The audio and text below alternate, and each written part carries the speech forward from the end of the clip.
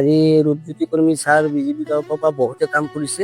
তেনেকৈ পথৰ ষ্ট্ৰীট লাইটৰ পৰা আৰম্ভ কৰি খোৱা পানীৰ পৰা আৰম্ভ কৰি ৰাস্তাৰ অৱস্থা এটা সময়ত কি অৱস্থা আছিলে আমাৰ মা ভনীহঁতে যিহেতু যাবই নোৱাৰিছিলে। এয়া ৱাৰ্ড নং 10 কিছুদিন আগত নিৰ্মাণ হোৱা পথ।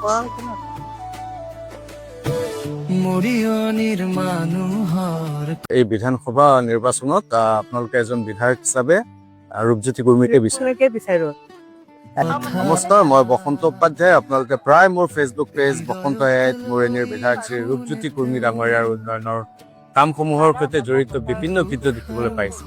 সেয়ে মই আজি আহি উপস্থিত হৈছো মৰিয়নিৰ ৱাৰ্ড নং 10 শংকৰদেৱ কলনী, য'ত কিছুদিন আগতে এটা নতুন পথ নিৰ্মাণ কৰা হৈছে। এই পথটো হোৱাৰ আগতে ৰাইজে কি সমস্যাৰ সন্মুখীন হৈছিল আৰু এতিয়া পথটো নিৰ্মাণ হোৱাৰ পাছত তেওঁলোকৰ জীৱনত কি পৰিৱৰ্তন আহিছে, এই সকলো কথা আজি আমি সেই স্থানীয় ৰাইজৰ মুখৰ পৰা শুনিম। বলক জানো তেওঁলোকৰ মতামত। আমাৰ এই পথটো ৰূপজ্যোতি কুৰ্মিদেৱে নিৰ্মাণ কৰাৰ পাছত বহুত সুবিধা হৈছে। আগতে ইয়াত গাঁত আছিলে, মানুহ অহা যোৱা কৰোঁতে এক্সিডেণ্ট হয়, তাৰপাছত আৰু বহুত কিবাকিবি হেৰি হয়, অহা যোৱা কৰিবলৈ অসুবিধা হয়। কিন্তু এতিয়া তেখেতে এই ৰাস্তাটো বনাই দিয়াৰ ফলত আমাৰ বহুতো সুবিধা হৈছে। আমি আবেলি হ'লে সকলো ইয়াৰ অহা যোৱা কৰিব পাৰোঁ, ৰাতি আবেলি, আৰু লগতে লাইটো দিয়া আছে নহয়। ৰাস্তা ঘাটটো বহুত ভাল হৈছে। এতিয়া আমি ভৱিষ্যতে তেখেতকে আমি MLA হোৱাটো বিচাৰোঁ।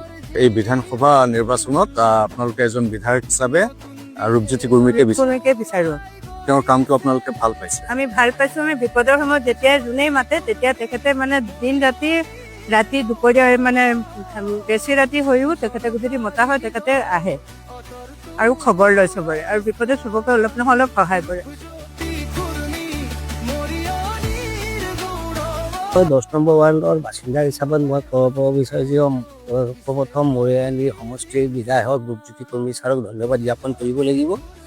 ইয়াৰ কাৰণটো হ'ল যে আজি বহুত দিনৰ পৰা এইখন পথ জৰাজীৰ্ণ অৱস্থাত আছিলে, কিন্তু এতিয়া ইমান ধুনীয়াকৈ বনাই দিছে, মানুহ যাব পাৰে। আৰু আমি 10 নম্বৰ ৱাৰ্ডত ক'ব গ'লে তেনেকুৱা কোনো কামো নাই। আজি ৰূপজ্যোতি কুৰ্মি ছাৰ বিজেপি তৰফৰ পৰা বহুতে কাম কৰিছে। তেনেকৈ পথৰ ষ্ট্ৰীট লাইটৰ পৰা আৰম্ভ কৰি খোৱা পানীৰ পৰা আৰম্ভ কৰি ৰাস্তাৰ অৱস্থা এটা সময়ত কি অৱস্থা আছিলে আমাৰ মা ভনীহঁতে যিহেতু যাবই নোৱাৰিছিলে এইটো ৰাস্তা দি।